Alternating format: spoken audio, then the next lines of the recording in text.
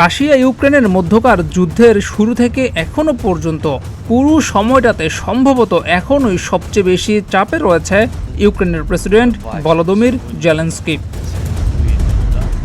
বর্তমানে তো কখনো স্বৈরশাসকের তকমা পাচ্ছেন তিনি, কখনো আবার পদত্যাগের কথা উঠছে তার।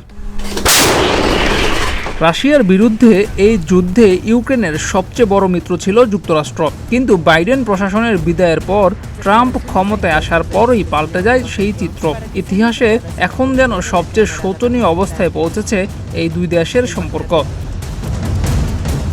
ট্রাম্প ক্ষমতায় এসেই ঘোষণা দিয়েছিলেন রাশিয়া ইউক্রেন যুদ্ধ বন্ধে কাজ করবেন তিনি, আর এই যুদ্ধ বন্ধের বিনিময়ে ইউক্রেনের কাছে প্রাকৃতিক খনিজ সম্পদের অর্ধেকটা দাবি করেছিলেন ট্রাম্প, যা ইউক্রেন নাকচ করে দিয়েছে।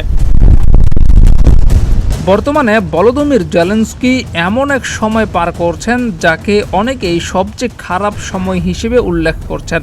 বিশেষ করে সবচেয়ে বড় মিত্র যুক্তরাষ্ট্রের সঙ্গে তাদের সম্পর্ক খারাপ হওয়াকে অনেকেই নেতিবাচক হিসেবে দেখছেন।